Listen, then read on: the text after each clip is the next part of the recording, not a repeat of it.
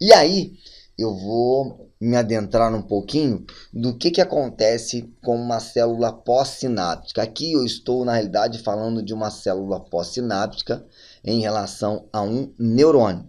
Então, quando um neurônio transmite uma informação, transmite um impulso nervoso para um outro neurônio, o que pode acontecer com esse outro neurônio?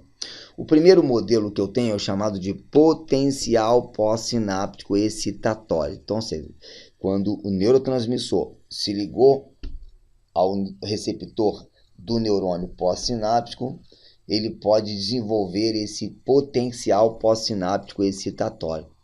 Então, quando o neurotransmissor se ligou ao receptor e há um processo, ou seja, essa ligação produz uma despolarização da célula neuronal, eu tenho um evento chamado de potencial sináptico excitatório. Então, esse é o grande detalhe, ou seja, quando o neurotransmissor se ligou ao receptor da célula neuronal e essa célula foi estimulada a entrar em estado de despolarização, eu tenho um potencial pós-sináptico excitatório. Já de forma contrária, quando o neurotransmissor se liga à membrana do neurônio pós-sináptico e ela inibe, ou seja, ela inibe a capacidade desse neurônio de entrar em estado de despolarização, ou ainda aumenta o tempo desse processo de polarização, nós temos um evento chamado de potencial pós-sináptico inibitório. Por isso que eu falei lá que as sinapses químicas elas podem ser controladas. Elas podem ser facilitadas ou elas podem ser inibidas. São dois processos importantes e isso vai ser falado lá na frente, quando eu vou explicar neurotransmissores. Então, tem neurotransmissores que podem inibir uma despolarização de um neurônio, assim como pode facilitar a despolarização de um neurônio. E aí nós temos o chamado de modulação pré-sináptica, que é uma modulação que determina, esse é um ponto importante, essa modulação determina se vai haver maior ou menor influxo de cálcio para dentro da terminação pré-sináptica. Então, essa modulação, ou seja, determina se maior quantidade ou menor quantidade de cálcio vai entrar para a terminação pré, e aí automaticamente se vai ter mais ou menos neurotransmissores liberados na fenda sináptica. Então, existem modulações pré-sinápticas inibitórias. Nas inibitórias você tem, por exemplo, menor abertura dos canais por voltagem de cálcio, e nas excitatórias eu tenho uma maior abertura dos canais por voltagem de cálcio.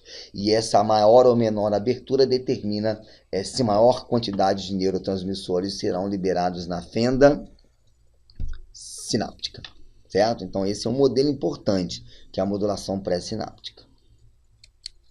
Bom, e aí nós terminamos essa primeira parte da sinapse. Olha, a primeira parte, porque depois eu vou falar da sinapse em relação ao músculo, os músculos e as glândulas, mas aqui é só para o indivíduo ter um entendimento geral do que é uma sinapse, ou seja, quando ele transmite, quem é que transmite um impulso nervoso para quem? Essa transmissão é sempre feita do neurônio para outra célula. Essa transmissão ela pode ser elétrica ou ela pode ser química. A elétrica é a menos comum, a mais comum é a química. E a química sempre utiliza uma substância chamada de neurotransmissor. E esse neurotransmissor que vai ter o papel importante de transmitir um impulso nervoso de uma célula para outra célula. O que acontece com a célula que recebe o impulso nervoso vai depender do tipo de célula.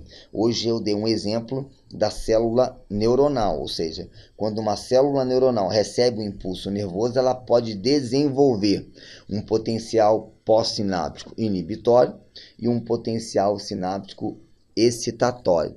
E a terminação pré também pode modular através de aumento da abertura dos canais dependentes de sódio, de cálcio, dependentes de voltagem de cálcio, ou maior fechamento desses canais. Um resumo geral para a gente depois seguir com as próximas aulas.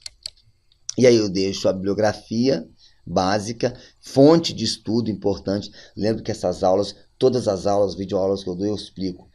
As videoaulas, na realidade, elas complementam as aulas que são dadas na sala de aula, são dadas no anatômico, nos laboratórios diferenciados. Até a próxima. Um abraço.